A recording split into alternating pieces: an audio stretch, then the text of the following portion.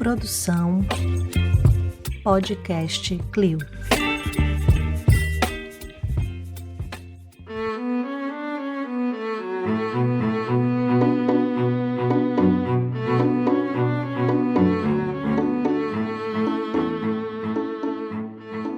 Olá, queridos ouvintes, tudo bem com vocês? Aqui é o Gustavo Nalva e vocês vão ouvir agora um bate-papo museando, que nada mais é que a gente pegando a live que tem lá no nosso Instagram, o @museandoclio, e trazendo para vocês que gostam de ouvir em formato podcast. Então essa live aconteceu no dia 22/9 e foi com a querida e maravilhosa Bruni Ribeiro. A Bruni é uma pessoa trans, não binária, negra, macumbeira e não monogâmica, do subúrbio carioca, e que vem falar com a gente no contexto da 17ª Primavera dos Museus, resistir, discutir e repensar. Essa live foi ao ar no dia 22/9, se você quiser assisti-la com imagens, está disponível no nosso Instagram. Aqui é a versão em áudio, tudo bem? Então, beijinhos e até a próxima quinzena com mais um Museando.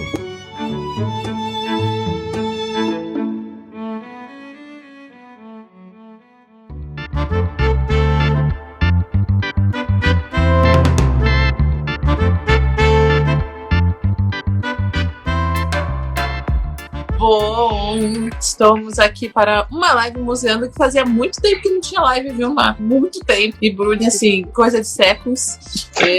A última foi de um sorteio, inclusive tem sorteio, viu, gente? Vai lá no nosso feed que tem sorteio rolando, tá só aguardando uma camuseutinha aí pra vocês, né? Se vestirem, trajarem, museando. Então vai lá participar. E vamos começar então nossa live aqui. Tô com Marina. Quer se apresentar, Marina? Para museanders que já sabem quem você é, mas nunca se sabe, né? Boa noite, museanders, como vão? Para quem não viu a minha belíssima cara ainda, aqui Sim. Estou. Eu apareço mais, minha voz aparece mais do que a minha cara aqui, né? A Ju é nossa modela maravilhosa. Isso. Nossa ruiva combinada. Então... quiser fazer audiodescrição, Mar? Acho que é uma boa. Sim, também. Bom, de maneira geral, sou uma mulher cis branca, uso óculos tartaruga, tô com o cabelo ondulado, jogado pro lado, e uma camiseta vermelha. Meu cabelo, eu fiz um corte repicado recentemente, meio glam, assim. A galera liga. Meio Bon Jovi, assim. Enfim, é isso. Perfeita. Essa é a Marina, nossa atual mestranda do grupo. Mestrada, já vamos falar assim, já mestra. Data de formatura, já é mestra. Mestra das magas, da museologia. Eu fiz uma formatura ansiosa, assim. Não tem problema. Sempre é tempo de comemorar. Né? Na museologia a gente precisa se lembrar sempre. Ai, João falou saudades, meus lindos. Beijos, show. E agora, Bruni, maravilhosa, por favor, apresente aí pra gente, pros museanders que não te conhecem, pra quem vai te conhecer no futuro nessa live. Conta aí. Oi, museanders, acho que essa é a minha primeira vez aqui, acho não, com certeza.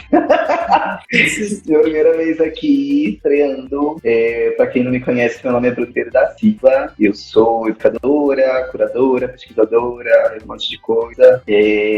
Me autodescrevendo, eu sou uma pessoa trans não binária, negra de pele clara. Eu tô no momento usando dreads no cabelo. Ele tá amarrado em forma de coque, o topo da cabeça. Ele é preto e louro nas pontas. Tô usando um brinco de ursinho de pelúcia.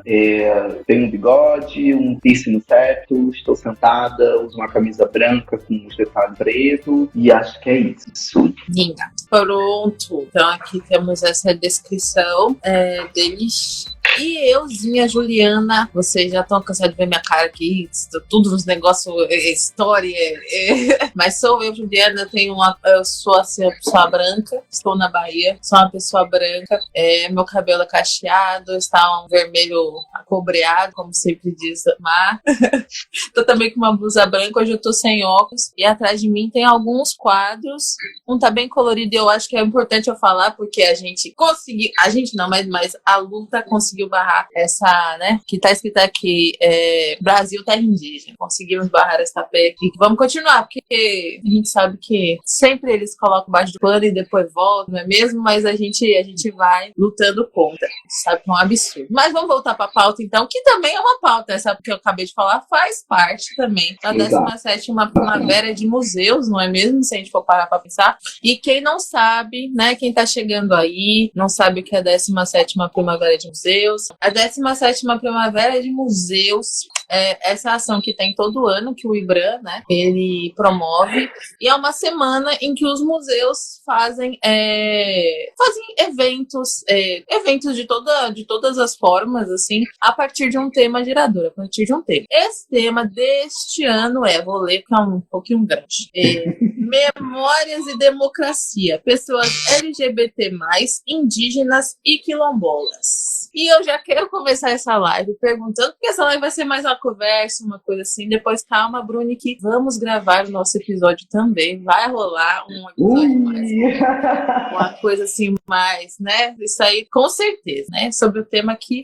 a senhora quiser.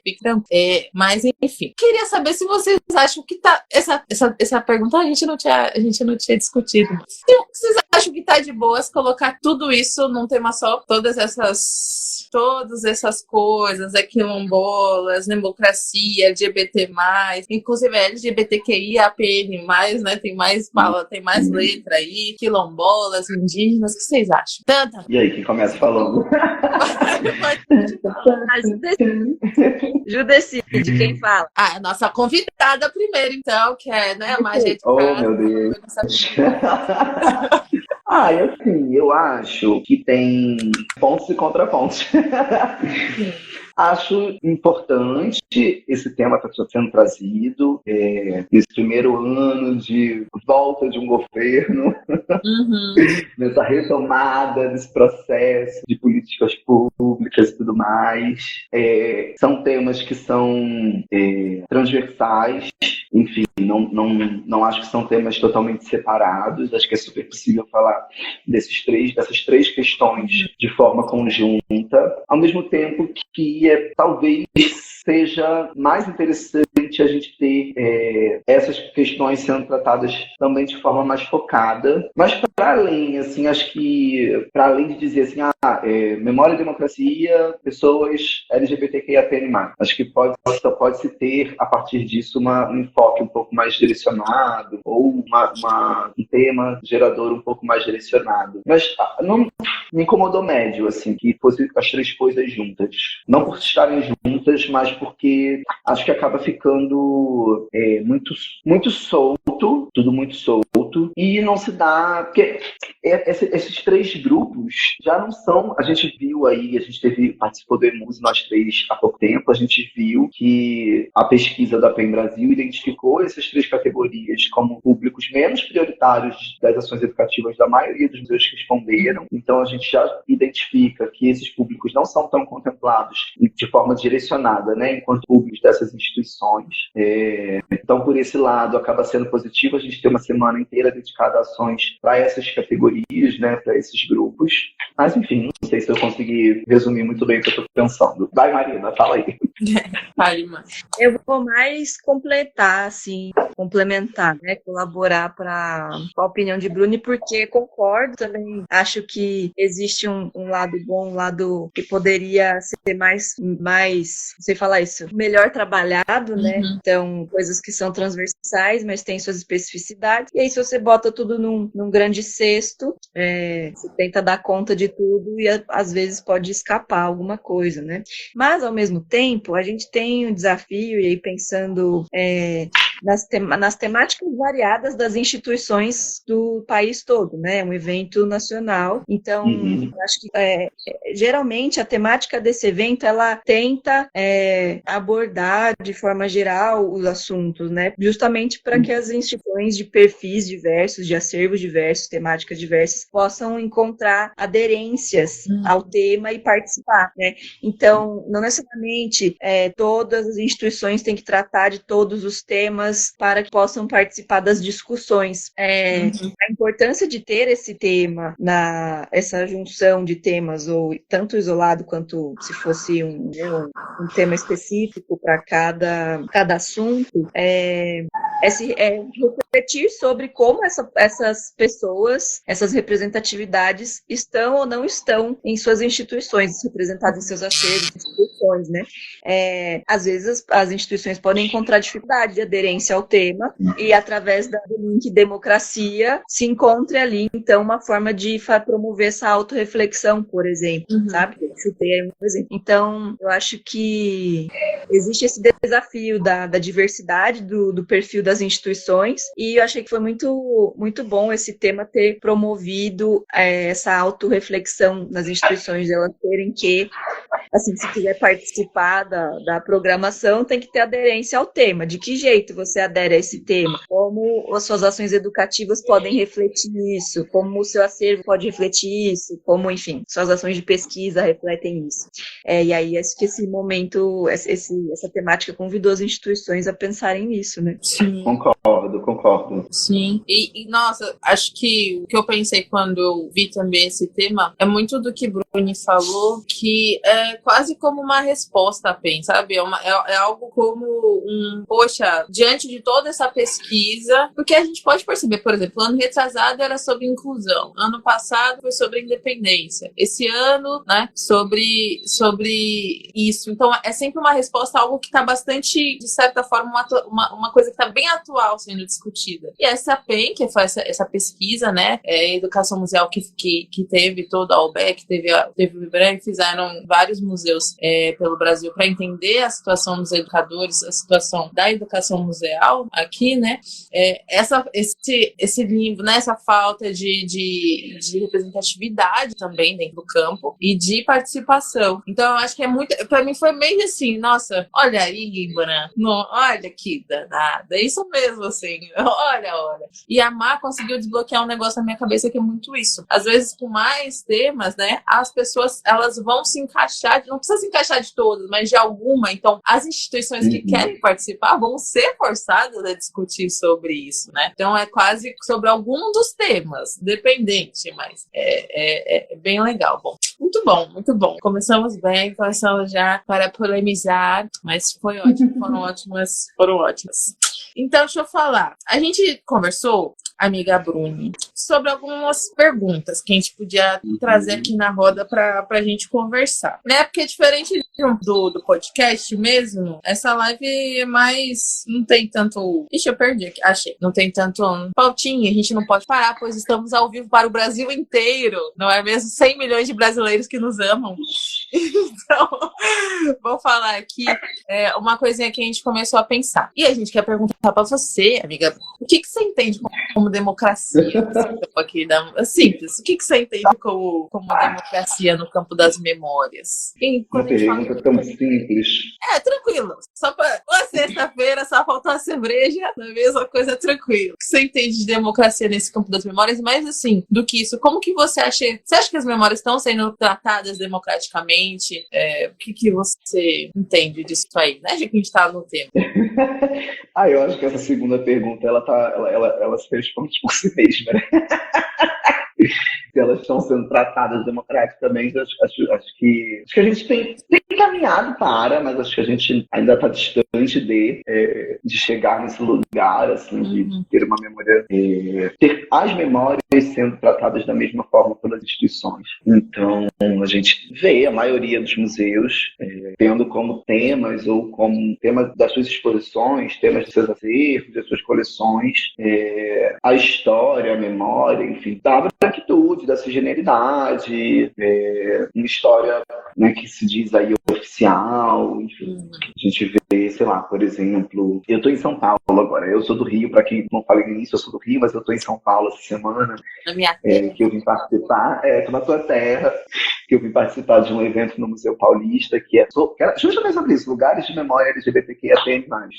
Então, enfim, a gente tem, por exemplo, o Museu do Ipiranga, né, o Museu Paulista, com as suas exposições, tratando de uma história branca, cisgênera e tudo mais. A gente tem lá no Rio o Museu Histórico Nacional, a gente tem vários outros exemplos de museus, ao mesmo tempo que a gente tem iniciativas outras que vêm tentando mudar essas questões, né? Então, sei lá, falando, por exemplo, estou aqui no São Paulo, vim ver a Bienal, falando, por exemplo, sobre a Bienal de Paulo, que é uma Bienal histórica, a primeira que traz um conjunto majoritariamente de artistas pretos. A gente tem outra exposição rolando aqui em São Paulo também, no Sesc Belenzinho, que é dos Brasis, Arte e Pensamento Negro, que é majoritariamente de artistas pretos. Então, a gente vai tendo outras iniciativas sendo trazidas para alterar e tentar democratizar esse campo, né? Essa construção de memória, porque entendo que democracia no campo da memória, no campo dos museus, a forma de tratar isso, né? É fazer com que essa memória seja estabelecida, criada, ou enfim, colocada de uma forma participativa. Não acho que a gente consiga construir memória se não for de forma participativa, né? Como que eu vou construir eu sozinha, por exemplo. E aí eu digo até dentro da própria comunidade, né? Eu, como pessoa trans, não binária, negra, não posso jamais falar sobre memória trans, memória negra sozinha, né? Porque eu não represento todo esse conjunto de pessoas trans, todo esse conjunto de pessoas negras. Então, se a gente não faz isso de forma dialógica, de forma coletiva, a gente não consegue construir essas memórias e sanar os esquecimentos, né? Que a gente sempre fala sobre isso, né? Memória também é feita de esquecimento, né? De apagamentos de outras narrativas, de outras vozes, enfim, acho que seria mais ou menos por aí. Não sei. Marina, traz suas contribuições também, Ju também. Posso? Diga. Uhum. Eu pensei agora aqui, te ouvindo, Bruni. Não sei, não digo tanto na perspectiva analisando as instituições e como elas têm tratado suas memórias, mas eu acho que o caminho tem sido cada vez mais ampliado dentro das instituições, e pensei nisso porque, como o Bruni disse, essas memórias, elas, a permanência delas deve ser feita de forma coletiva, colaborativa e por aí vai, e começa, um passo muito importante, é garantir que essas pessoas estejam tanto representadas nessas instituições enquanto acervo, enquanto profissionais artistas que estão expondo, quanto profissionais que trabalham nessas instituições. Então, para trazer de fato essas memórias ali para dentro, para promover a reflexão desses acervos e qual é a presença, qual é a ausência dessas representatividades nessas instituições.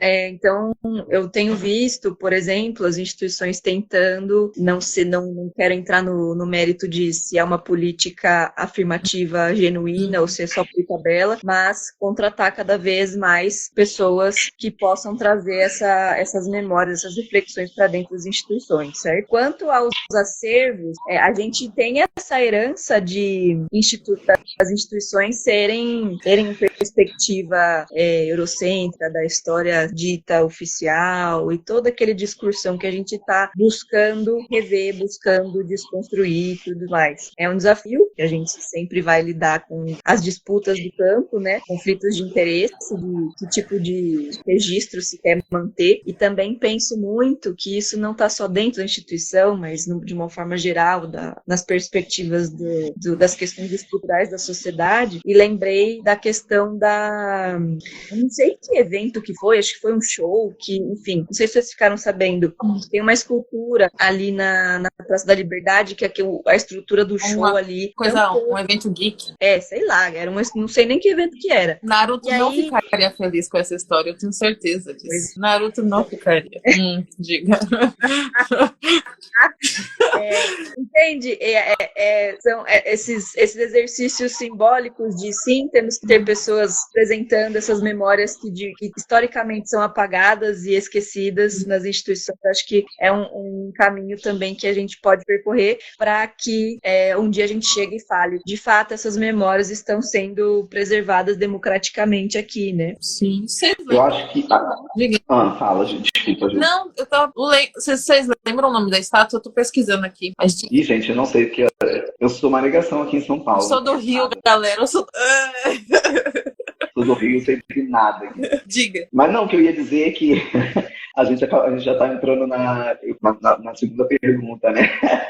Então, enfim, acabou que a gente já começou a dar esses indícios para a segunda. Comentário de autocrítica. A gente aqui no representatividade, ninguém aqui sabe do nome da escultura.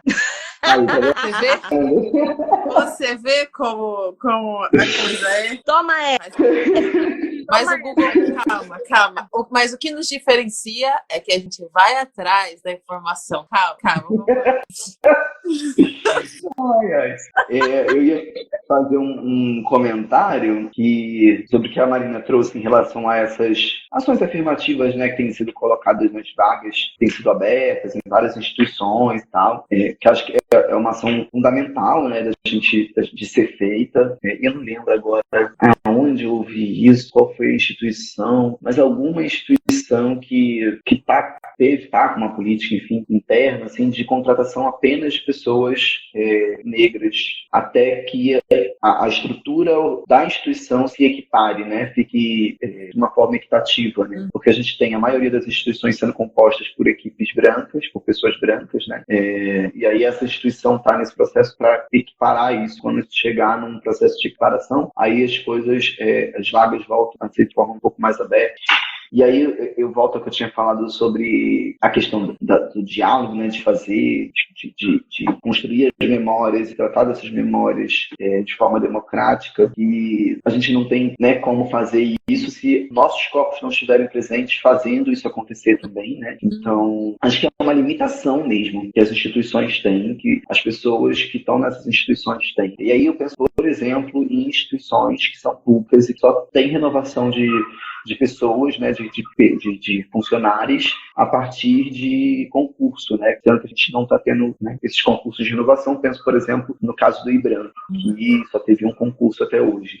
A importância de ter os nossos corpos presentes dentro desses espaços para provocar essas discussões, para provocar essas outras visões, provocar essa entrada de um novo acervo, de novas narrativas curatoriais para os seus acervos, de novos olhares sobre os seus acervos, porque a gente pode, isso foi um pouco discutido no seminário que eu participei agora, né, no Museu Paulista, a gente pode, dentro desses acervos das instituições já existem, esses acervos já existentes, trazer esses olhares, trazer essas outras narrativas para esses acervos, seja a partir por exemplo, quando eu trabalhei no Museu Histórico Nacional, como educadora, uma ação que a gente tinha, uma possibilidade que a gente tinha enquanto setor educativo, era trabalhar das coisas, sobre os assuntos que a gente queria trabalhar, inclusive a partir da não presença de acervo sobre aqueles assuntos. Então, por exemplo, tinha os bondes da história, que eram as visitas mediadas temáticas que a gente fazia. A gente tinha o bonde da história que era sobre a Umbanda, que era sobre culturas indígenas, sobre culturas negras, e muitas vezes a gente acabava falando sobre essas discussões a partir da ausência, né, de acervo sobre essas temáticas. Ou, por exemplo, quando a gente fala de culturas negras, a gente tem dentro dos acervos majoritariamente essas pessoas, essas culturas negras sendo tratadas a partir desses objetos de tortura, etc. e tal, ligados ao período de escravidão. Então, como que a gente também pode tratar a partir desse lugar, né?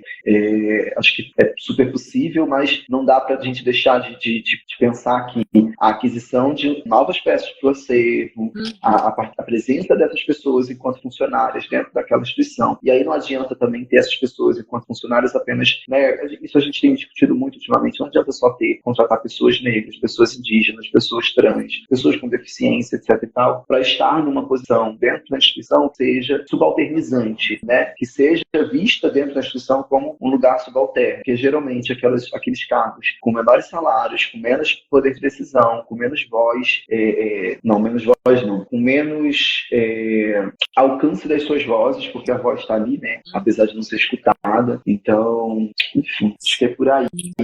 Enquanto a gente não estiver dentro das instituições, fazendo parte enquanto artistas, enquanto pessoas gestoras, pessoas diretoras, coordenadoras, seja lá for, fica difícil das coisas mudarem. Sim.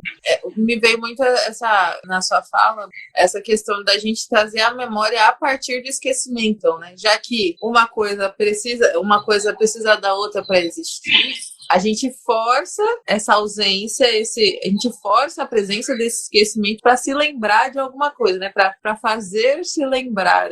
Eu acho que é uma alternativa, assim, enquanto a gente ainda está nesse processo de conseguir colocar os nossos focos dentro dessas instituições, enquanto a gente está no processo ainda de conseguir que essas instituições façam exposições conosco, exposições com artistas como nós, etc. e tal, tratar a partir do esquecimento é uma estratégia, é uma alternativa. O que ainda assim é um problema, né? Porque se a gente pensa nos setores educativos como os setores que vão propor essas ações, a gente também pensa nos setores educativos como os setores menos escutados um dos setores menos escutados dentro da instituição, como um dos setores mais precários dentro da instituição, todas essas outras problemáticas que a gente tem, né? Então, por exemplo, aí eu dou um exemplo para deixar isso mais claro.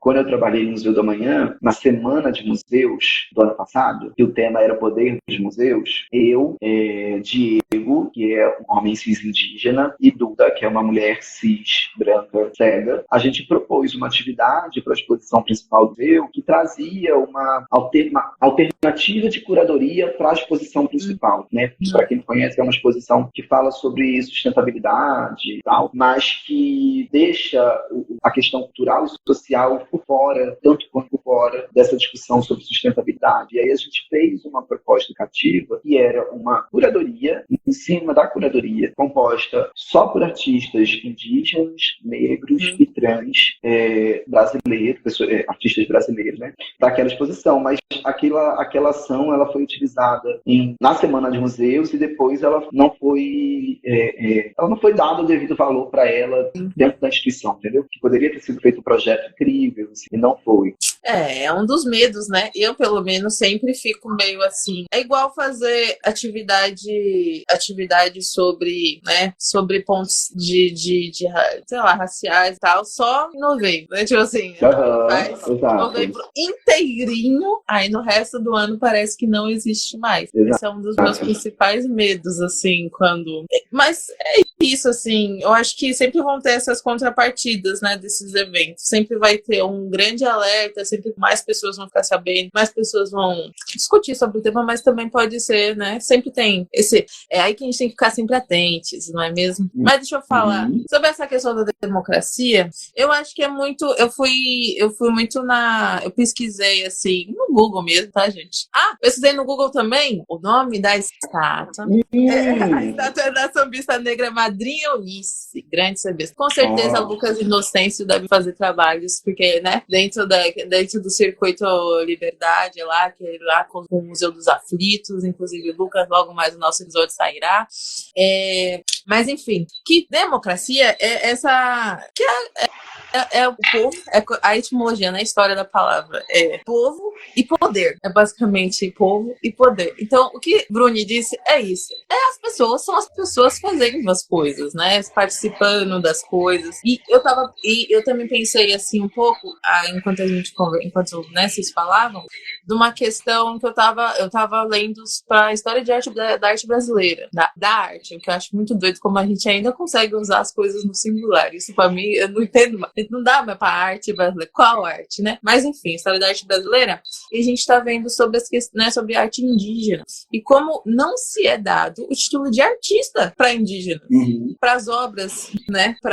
E como a falta dessas pessoas dentro dos espaços, como o Bruno falou, dá espaço para isso, porque, gente, gente poder... Se a gente não tem bom senso, se a gente já não tem uma construção social no sentido de participação grande, hoje esse tema aqui imagine, várias pessoas cis falando sobre pessoas trans, por exemplo, ou várias pessoas não indígenas falando sobre a arte indígena, né? Então, tipo, eu acho que principalmente esse tema, principalmente a democracia nesse tema, é muito sobre realmente a participação de todas essas pessoas dentro dos museus, né? Então, eu vejo muitos eventos aí da pessoas indígenas, LGBTQIAP+, tudo mais, falando sobre isso de fato, participando sobre, né, nisso. Eu acho que é o mínimo. Acho que já estamos em 2023, acho que, né, a gente tá só fazendo o nosso mínimo, mas era mais... Tem uma frase que ela é usada muito dentro da comunidade de pessoas com deficiência. Uhum. Eu esqueci agora de quem é a autoria, acho que talvez vocês conheçam, né? Um senhor... Que é aquele lema simples, assim, nada sobre nós sem nós. Exato. Não tem como a gente falar sobre pessoas trans sem pessoas trans estarem envolvidas para falarem suas próprias vivências, das suas próprias produções, dos seus próprios conhecimentos, né? Suas epistemologias. Não tem como a gente falar de pessoas quilombolas sem pessoas quilombolas. Não tem como a gente falar de pessoas indígenas sem pessoas indígenas. Enfim, e de mais questões, assim. Não dá pra gente estar falando pelo outro, porque eu não tenho como falar pelo outro. Eu não sei a vivência do outro. E é o que eu tinha dito no início, assim. Eu também não posso falar, eu posso falar sobre as minhas vivências como pessoa transnominária, mas eu não posso, em momento nenhum, dizer que eu estou falando todas as pessoas trans. Então, não tem, por exemplo, eu não gosto, eu acho que uma das coisas mais maravilhosas que tem dentro de concepções de exposições são quando as exposições são feitas de forma colaborativa, de forma coletiva. Então, exposições que são feitas por mais de uma pessoa, para mim, são sempre mais proveitosas do que as exposições que são feitas por uma única pessoa, porque essa única pessoa ela não vai, por mais que ela queira, por mais que ela tenha boa vontade de dar conta de tudo, ela não vai dar, entendeu? A gente precisa ter uma diversificação de olhares sobre os assuntos, para que esses assuntos sejam tratados da forma mais democrática possível, já que a gente está falando sobre democracia. É isso. E, gente, enquanto educadores, porque nós três somos educadores, querendo ou não podemos fugir desta aí. O que vocês acham, assim, qual que é o nosso papel nessa discussão? E também, por que é tão importante a gente discutir, pensar sobre tudo isso? É chovendo molhado, mas acho que é sempre bom conversar sobre, dentro do nosso contexto brasileiro, principalmente, dentro do nosso contexto, né? Porque a gente acabou de sair dessa maluquice. Me digam aí, o que vocês acham? Vai, Bruni! Quer começar não, Maria? Vai, marido! Então vai, Juliana, tá bom. Ai, meu Deus! Um jogo de empurra! Bruni, pode ir, Bruni. Um jogo de empurra! Eu acho que eu posso falar também, eu estou sendo educada.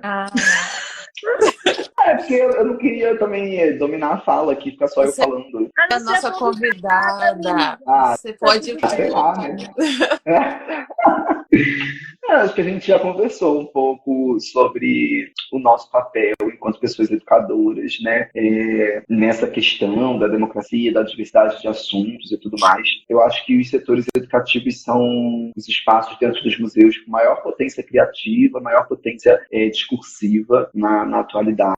Acho que muito mais, inclusive, do que os setores que pensam as exposições, aí cada museu tem a sua nomenclatura, né? Mas os setores de curadoria, até porque muitas vezes esses setores curatoriais são setores compostos majoritariamente por pessoas brancas que não dialogam com o restante dos museus, com o restante do museu, para pensar as suas exposições. A gente sabe, a gente é educadora há muitos anos, a gente muitas vezes já teve que lidar com diversos problemas de exposições que chegaram prontas para a gente teve que ficar nos nossos discursos, nas nossas ações, tendo que resolver problemas das exposições.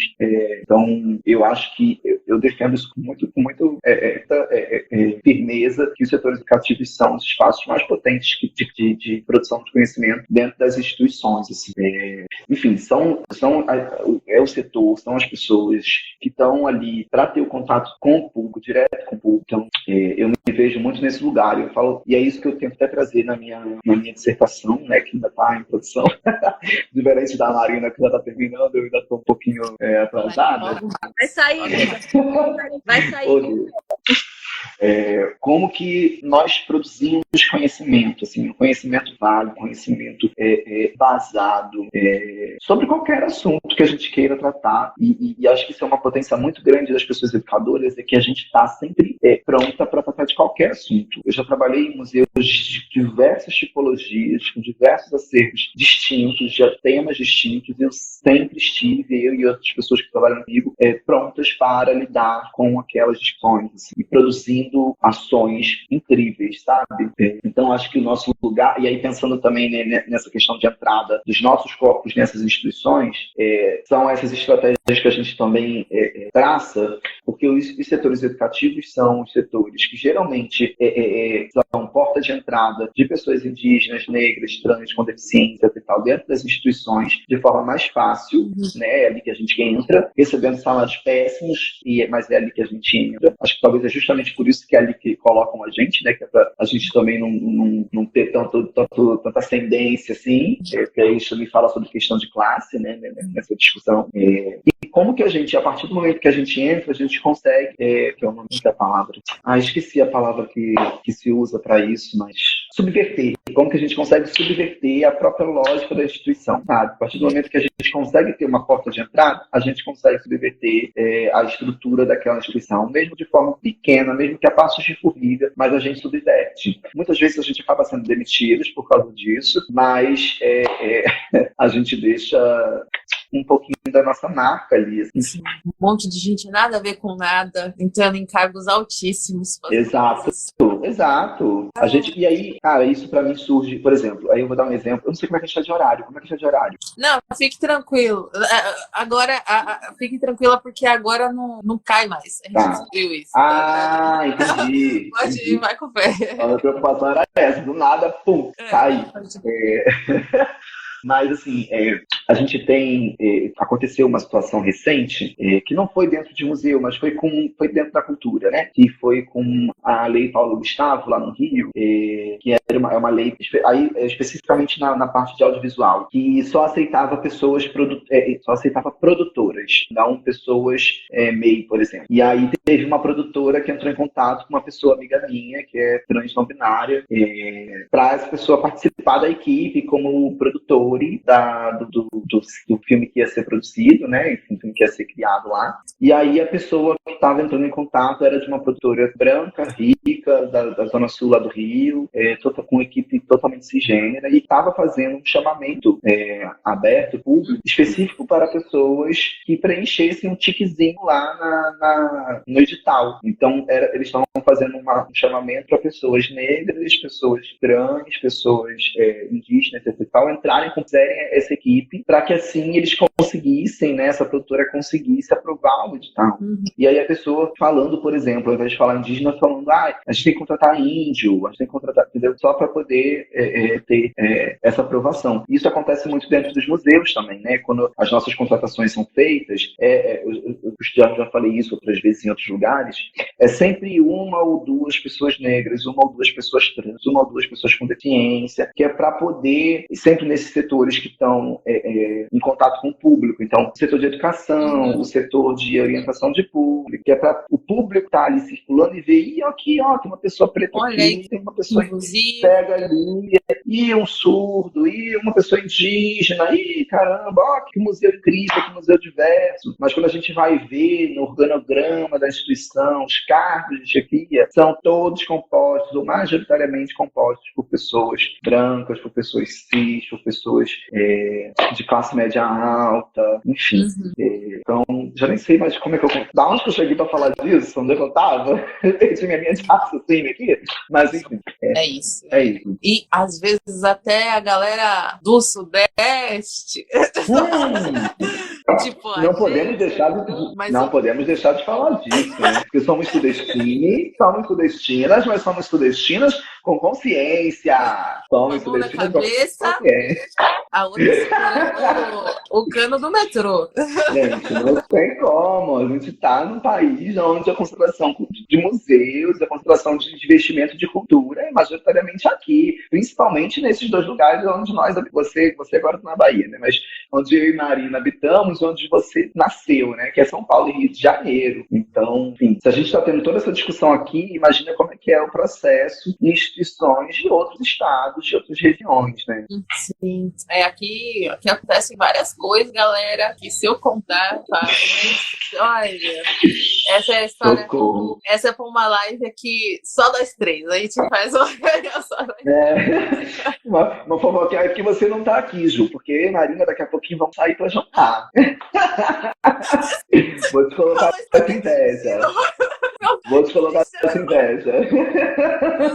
Deus, A gente tem que ir pra Salvador jantar com a Ju. É verdade. Eu já falei que tem sofá. Gustavo, nosso amigo Gustavo já veio, já dormiu no sofá, viu que dá pra dormir, entendeu? Só ver. Eu não tô brincando, não. Se tiver uma passagem aí, sei lá, promoção, vem. Amo. Vai, Má, fala, que deu tempo de você pensar, faz isso. Sim, eu vou pensar brevemente, né? O nosso papel como educadores dessas instituições é justamente a partir geralmente os educativos são as equipes mais diversas, né? E também as equipes que, por ter o contato com os públicos, têm outras visões sobre possíveis leituras do acervo, possíveis leituras das impressões das pessoas e tudo mais. Eu acho que o nosso papel uma coisa, às vezes, é muito esquecida, ou talvez aquela velha história de que o óbvio também precisa ser dito, falar que os museus, geralmente, né, pelo menos a maioria dos museus que eu trabalhei era museu gratuito. Então, dizer, esse museu é gratuito, você pode vir de tal dia, tal hora, para mim é um exercício muito grande de reforçar o acesso amplificado, podemos polemizar o assunto, mas a democratizar esse acesso, de que maneiras isso acontece. Queria fazer geralmente... só um comentário sobre isso que você falou. Gente, eu estou chocada que a entrada do MASP está R$60 a inteira e R$30 a meia. Eu não vou nesse museu porque eu não me recuso a pagar R$30 uma meia entrada. A gente sempre fala. A gente também tem esse recurso. Nosso episódio. Vai, continue, porque olha, que passada. Um lanchão, velho. 30 conto é um lanchão grande. Só aumenta.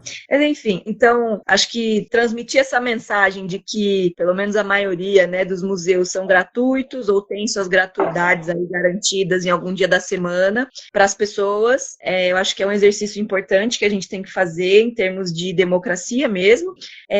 Podemos propor projetos que garantam o acesso aos espaços, porque a gente fala de problemas, muitas revisões que precisam ser feitas, ao mesmo tempo, muitas pessoas ainda não acessam esses espaços, não se reconhecem, então são trabalhos paralelos, né? Então, acho que isso também faz parte do nosso papel, de alguma maneira, refletir, garantir e disseminar o acesso a esses espaços. Daí, então, garantir a presença dessas pessoas nos espaços, pensando atividades em conjunto, propondo, né, enfim, possibilidades de difusão, de extroverter essas reflexões, esses conteúdos e de centralizar essas ideias também, né? Então, eu acho, brevemente, esse é o meu comentário sobre, obviamente, a coisa muito mais profunda, né? Tanto trabalhadores culturais e também sociais, a gente tá no nosso fazer cotidiano lidar com violação de direitos e garantia deles a todo momento, né? E a gente fala tanto dentro da educação museal, sobre a educação museal não acontecer só no espaço físico do museu, que levar as ações extramuros são um passo importante para isso, né? Para levar, por exemplo, a gente tem uma concentração de museus nas zonas centrais. Eu acabei de chegar de uma ação extramuros. Ah, garota, ela é toda educadora, eu fico, ai, que orgulho. Tá vendo? É importantíssima essas ações, porque isso, a gente tem uma concentração de museus, eu não sei como é que são nos outros estados, mas assim, aqui em São Paulo, lá no Rio, uma concentração de museus muito forte nas zonas centrais, e a gente tem a maior parte da população vivendo em zonas periféricas, né? Tipo lá no Rio, assim, a galera que vive na Baixada, a galera que vive na Zona Norte, Zona Oeste e tal, que acaba não tendo acesso, ainda mais porque as instituições têm um valor caríssimo de entrada, né? E ainda tem a questão da meia entrada que o povo bota sempre durante a semana, que é quando a galera tá trabalhando. Quem né? Não vou problematizar isso agora.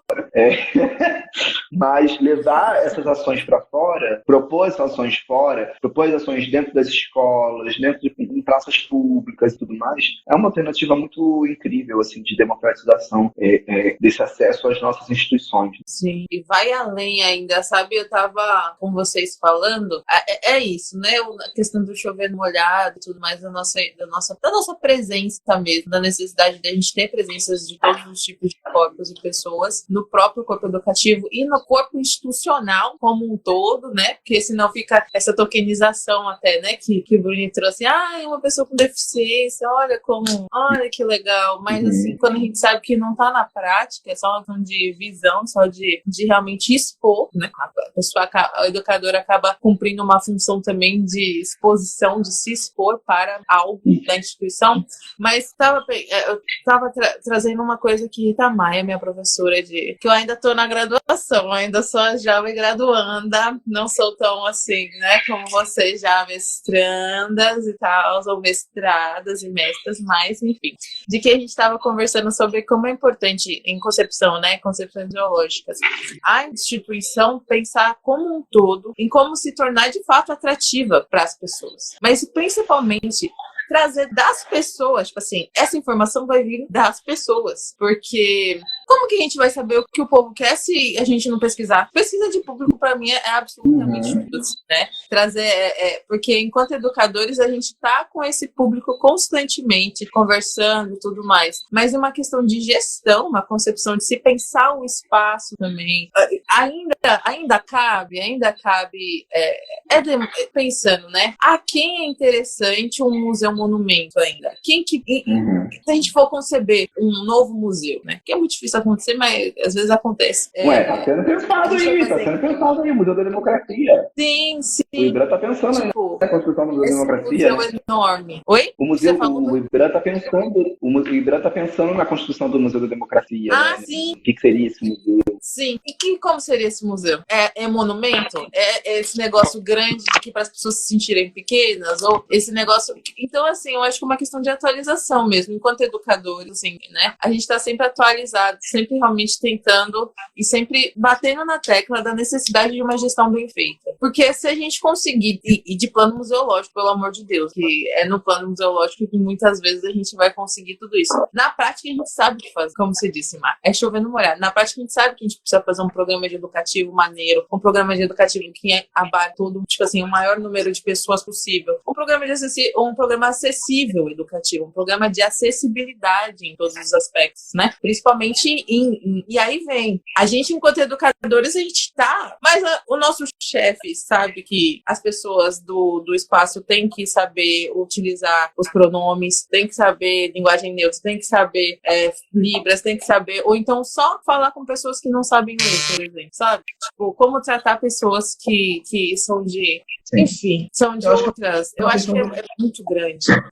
Diga. Acho que é uma questão de compromisso mesmo que as instituições têm que assumir, assim. E aí, quando eu cheguei aqui em São Paulo, eu tive uma surpresa muito agradável, e que para mim foi até bastante inspiradora, assim, com o Núcleo de Educação para a Diversidade do Museu da Diversidade Sexual, assim. A equipe inteira sabe falar Libras fluentemente. Então, um compromisso assumido dentro da equipe de educação que as pessoas saberiam falar Libras. E aí, no começo, as pessoas não sabiam, né, e algumas sabiam, outras não sabiam muito, enfim. E agora chegou num nível em que todo mundo sabe. E aí, esse seminário que eu participei era do Museu da Diversidade também, né, era um conjunto de instituições juntas. E a gente fez uma visita pela região aqui do Aroche, aqui não, ali, né, do Aroche, que a equipe estava acompanhando, né, e eles o tempo todo se falando em Libras, assim, enquanto as coisas estavam acontecendo, tal, tem um educador surdo. E eu fiquei assim, meu Deus, é isso. Por que as instituições não fazem? As instituições contratam pessoas surdas e não formam as suas equipes para se comunicar com aquela pessoa que está sendo contratada. Não, entendeu? Como é que funciona isso, sabe? Como é que a gente quer ter uma pessoa surda dentro da nossa equipe se a gente não... E aí, por exemplo, eu trago o Museu da Manhã de novo como exemplo. tem um educador surdo lá. Quase ninguém sabe falar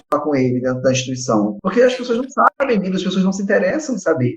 Ou, enfim, qualquer outra questão, né? Qualquer outro assunto do tipo, como que a gente precisa ter um compromisso dentro da instituição de fazer com que aquilo seja, de fato, por exemplo, plaquinha de banheiro, dizendo que eu posso utilizar o banheiro. E aí eu tive uma questão muito pessoal minha, assim. Eu ponho em museu, tem escrito lá a plaquinha, aqui nesse lugar você pode usar o banheiro de acordo com o seu gênero. Mas eu não me sinto confortável, porque será que a equipe foi toda formada para isso? Será que se a gente tiver uma reação, beleza, reação do público não é algo que a instituição tem como gerenciar se vai acontecer ou não. Mas será que a equipe do museu está preparada para, caso eu seja destratada por uma pessoa, por eu estar entrando no banheiro que eu me identifico, aquela instituição me dar o suporte, me dar o apoio que eu preciso e garantir o meu direito de usar o banheiro que eu quero usar? Porque não adianta só botar a placa se não tiver formação do que fazer, por exemplo, o que fazer quando isso acontecer, quando uma situação dessa acontecer. Porque a gente não está isento de passar por uma situação desse tipo. Então, o que a equipe pode fazer quando uma situação dessa acontecer? Enfim, essas coisas, assim, né? A questão do compromisso mesmo. Gestão de pessoas, né? Realmente, entre nós também, mas em todas as instituições. Então, acho que é muito isso também que é importante pensar esse tema, né? Esse ano, e todos os anos, porque ele não pode ser só esse ano, tem que ser para sempre, toda hora, todos os anos, justamente porque a gente está vendo sempre houve essa demanda, sempre houveram pessoas, sempre. Então, assim, que seja, eu espero também, não sei, me digam o que vocês esperam para os próximos anos aí, que a gente já vai se encerrar na nossa live. Mas calma, fiquem aí, galera, que ainda tá aí, que tem mais coisa, a gente vai falar mais coisa. O que vocês esperam, assim, eu pensei nessa pergunta, assim, o que vocês esperam para os próximos temas, levando em conta que essa é uma pergunta surpresa. Eu acabei de pensar. E nem eu sei, na verdade, o que eu espero, na verdade. Mas vocês esperam alguma coisa? Olha, eu não sei. Quer fazer Sei. Fala, Marina. Fazer um bolão. Vamos fazer? A gente fez uma vez, não fez alguma coisa? A gente pensou em alguns dos próximos, mas acho que era da semana de museus, não era da primavera. Pensam em alguma coisa? Eu acho que eu vou dizer o que eu estava dizendo, reforçar o que eu estava dizendo agora. Eu espero que as instituições se comprometam com que elas...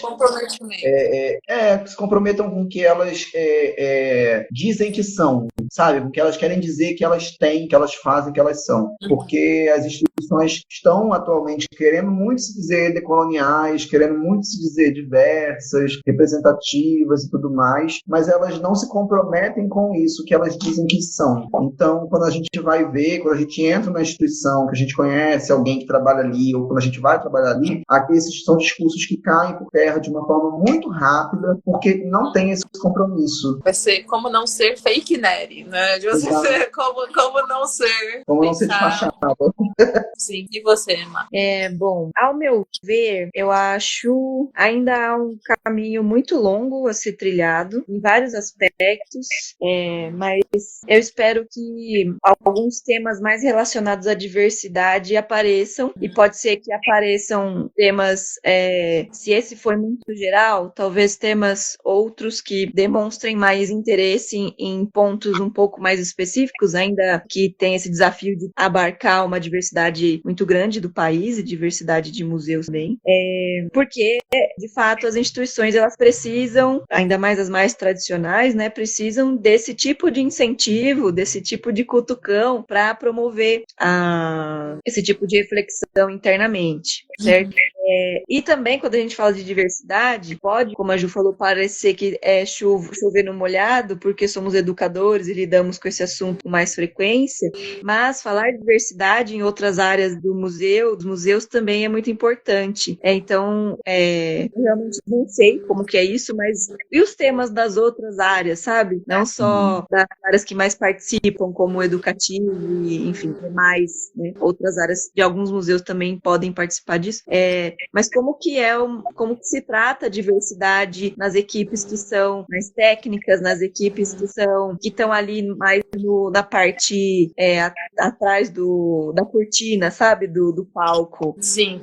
Porque a gente, enquanto educador, lida com diversidade, tanto dentro da equipe quanto diversidade de público e nas outras equipes, né? Como é que isso funciona. Então, eu acho que se eu fosse apostar num bolão, eu apostaria nesse sentido.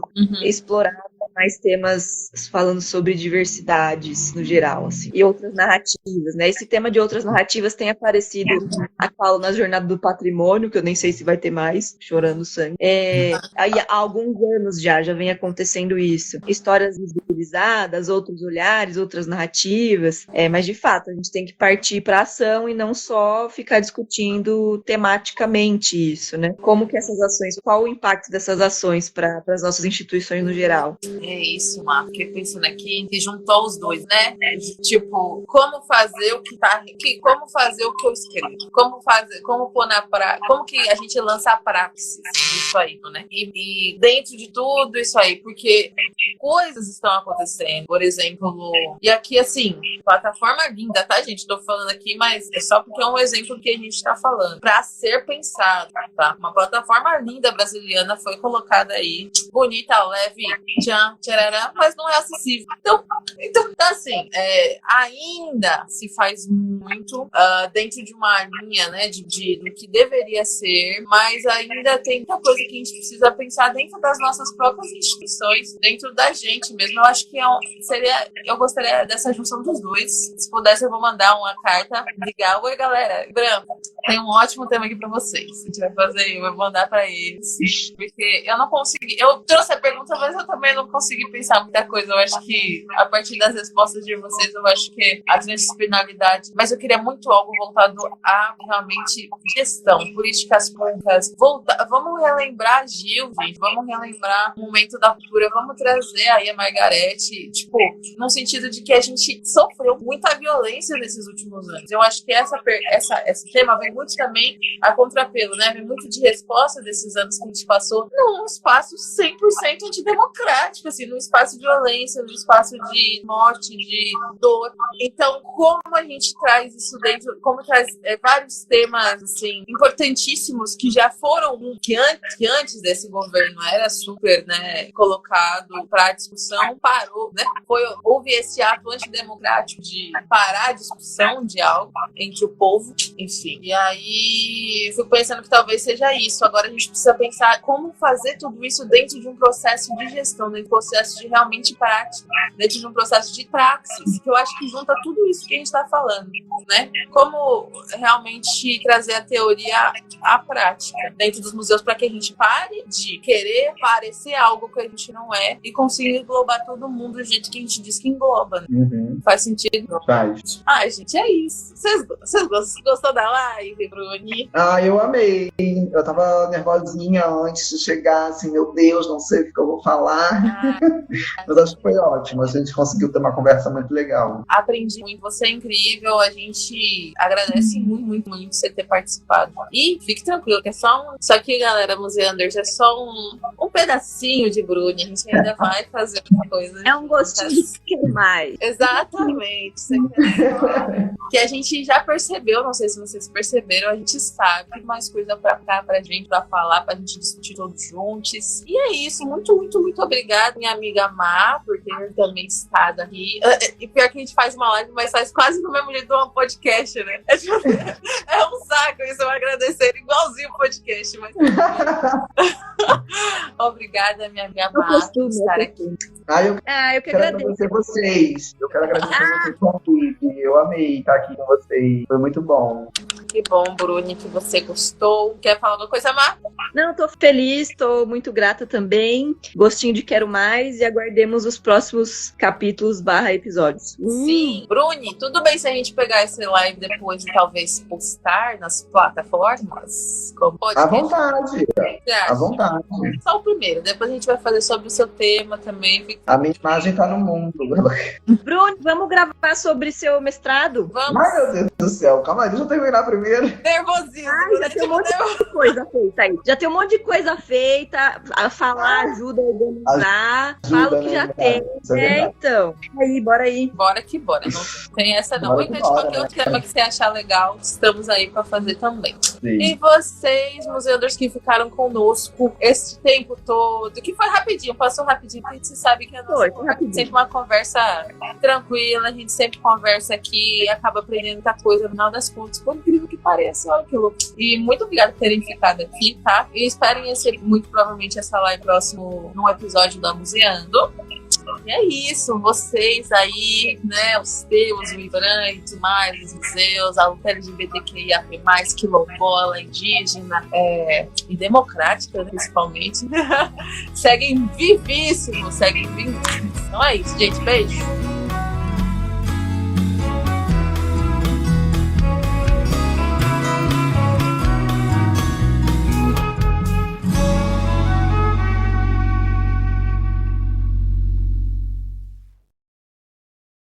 Muito obrigado, vão com Deus, valeu. Santos!